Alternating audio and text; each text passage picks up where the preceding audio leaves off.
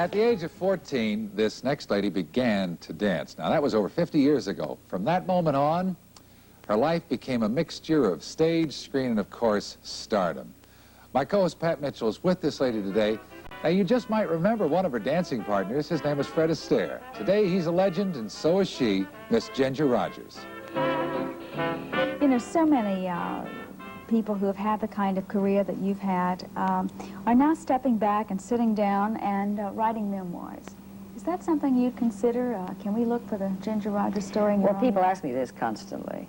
I have all kinds of notes on things to write, but the only problem is if I wanted to do a hurry job, I could have someone sort of ghost the story for me, but I'm not very happy with people putting words in my mouth. So I prefer to be my own mistake maker. You know, you said putting words in your own mouth, and the press does that a lot, especially to famous people. Indeed they do. You have been misquoted. I would like a penny for every time I've been misquoted.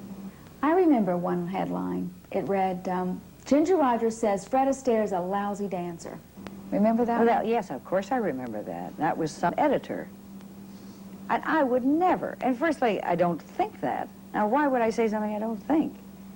You know, I think just the opposite. I think he's a marvelous, the best, tops.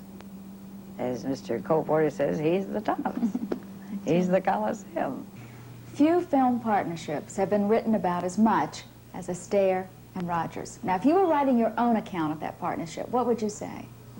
I would say that it was a great deal of happiness, great deal, because I love joy, and I love to be a part of joy-making and happy-making and frolicking around, dancing and skipping and all those kinds of things like all childlike people do, and I have a kind of a childlikeness in my experience. I can't seem to get away from it.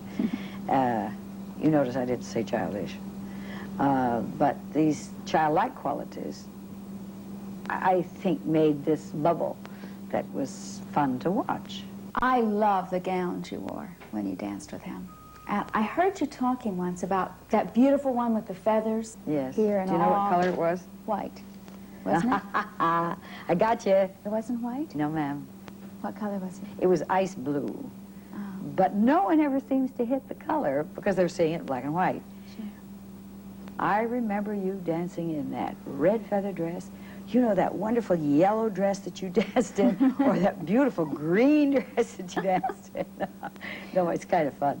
What happened to all those beautiful gowns you wore? They belong to the company. Every gown that you see on the screen belongs to the company who produced the film. You didn't get any of them? Not, I tell you, dear Pat, after you have danced in a dress and after you have had it around and you've seen it so much, you're kind of sick of it.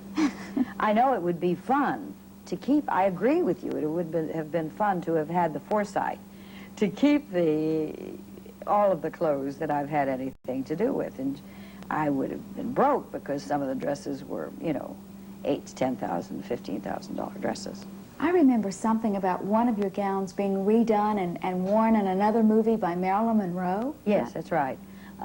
She came in while I was making a film over at Fox, and she saw this lovely gold pleated dress, and she fell absolutely madly in love with it. And when they put it back on the hanger after I'd finished, they recut it and fixed it and put it on her, and she looked fabulous in it. But it was my dress. Is it true that sometimes you'd have to rehearse those dance scenes so much that your feet would be bleeding when you'd actually get around to filming it? They wouldn't give me shoes that fit my feet. They'd give me shoes that, they'd get a shoe, and if you had a 5 and you wore a 5.5, they'd give you a 5 and they'd dye it, and they'd bring it to you and you'd have to dance in it. And I would tell you something, that is, no one can tell by looking at it how your feet hurt while you were doing a dance in a shoe that was too small for you. Not only that, when they dye a shoe, it all shrinks. And I've danced many times in freshly dyed, wet shoes. Is that fun? That's something. How about more films? You haven't done a movie in a long time. I'd very much like to do more films. However, the things that have been offered to me have been a dislike for women, number one. And I will not play roles that are directed at hatred towards women. I think women are very nice. I kind of like them. My mother was a woman. Bet you never knew that. You had a very close relationship with your mother. You lived with her. She sort of managed your career. How important was she on your life and on your career? Oh, she was a whiz. She was a very feminine woman and a very fine woman, and I do find it very hard to understand why any writer would take my mother apart like a jigsaw puzzle, which some of them have done, because she was a very fine lady and a very bright lady. She was often described as a stage door mother. I mean, is that our Stage door mother? She was not. That is where the problem is, because they would like to make her such. My mother was not that. She was a guiding light, because after all, I started in show business when I was a baby, practically. I couldn't have done it without a strong somebody beside me, and it happened to be my mother.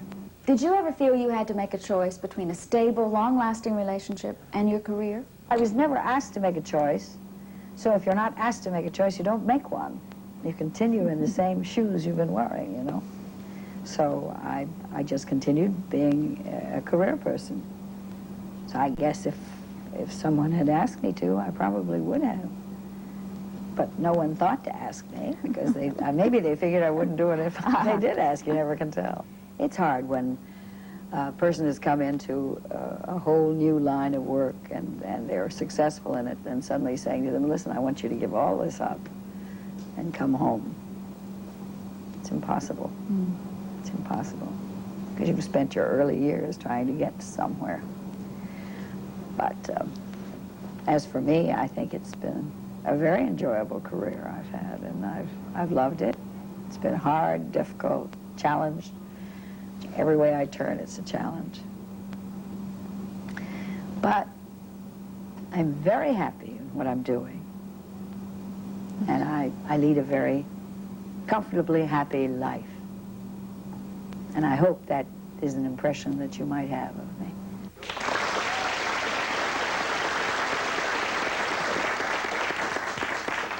Challenging, but a comfortable life for Ginger, and many wonderful memories for us. Thank you, Pat.